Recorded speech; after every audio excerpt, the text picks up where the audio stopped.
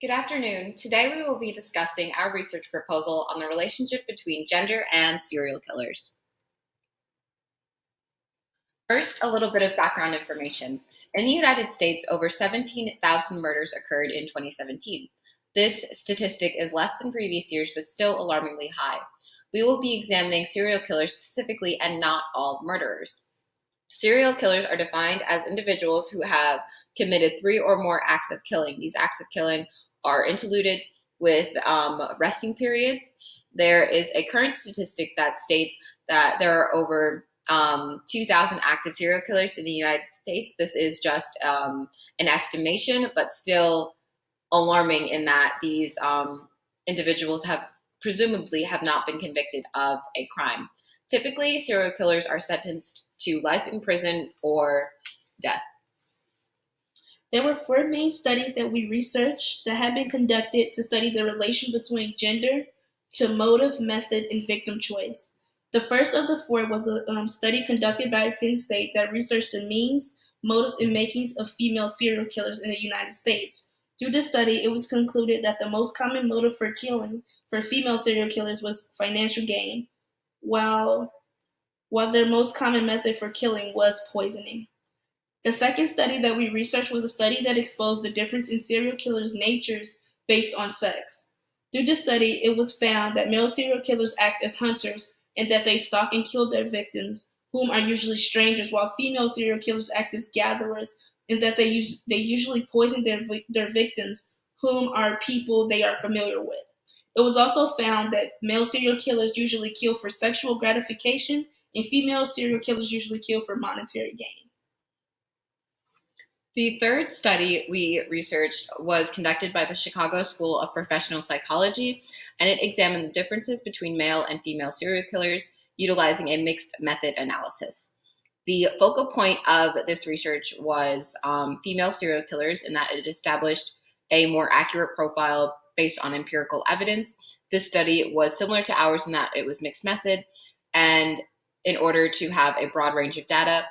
But this study was different in that it did not have any personal interactions with serial killers and gathered qualitative analysis by reviewing female killers' portrayals in literature and film.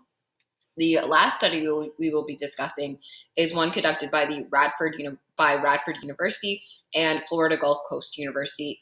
They both conducted a research that examined the various details of over 4,000 serial killers and of their over 13,000 victims. The study concluded that there are various statistical significances and trends based on age, race, sex, and motive of the victims, while also the serial killers themselves. The study examined these serial killers from in the United States and internationally from the early 1900s to 2015. The purpose of our study is to examine the gender trends of serial killers. Basically, we're looking at similarities and differences. The study is relevant due to the sensationalism in media of serial killers and current statistics. As we stated previously, there are 2,000 active serial killers in the United States, and there are 1,400 unsolved murders in the United States. Also, this study is important in that it aims to aid police profilers, investigators, and prosecutors when investigating serial murders. So what are we proposing? Our research is looking at, does gender influence motive, victim choice, and method of killing? What we mean by victim choice is whether the killer will have a very strong connection with their victim, or whether the killer is just looking at people on the street and choosing them based on a desired criteria level. Our hypothesis is that gender has a strong influence on motive, victim choice, and method of killing, and we are stating that that females will have a stronger connection with their victims rather than their male counterparts, and that the females will choose less brutal methods of killing rather than their male counterparts. What we mean by less brutal methods of killing is that females will choose not to stab or shoot their victims, while instead they may choose to poison them in a less brutal way. What is being tested? The independent variable in our study is gender. What we mean by gender is either female or male. We chose to use these two because there wasn't any previous research really that included other genders. The dependent variables in our study is motive, victim choice, and method of killing. We believe that the following mediator and moderator variables will have an influence on the independent variable and dependent variable. These variables include socioeconomic status, mental health, childhood quality, which basically means did they grow up in a good environment, was it nurturing or not, and the location of the killings, did the murders take place in urban areas or rural areas or suburban areas. We will test these variables to either reject or fail to reject our hypothesis. What is the design? We chose to use sequential explanatory mixed method design, which is basically a design in which quantitative data is collected before qualitative data, and it also prioritizes quantitative data over qualitative data. The quantitative data in our study is an internet survey, while the qualitative data in our study is a video interview. The quantitative video interview will be used to discern motive, while the quantitative internet survey will be used to discern victim number, choice, and method of killing. This design is appropriate because it allows for us to study a broader range of data by using quantitative and qualitative data, and because it allows for us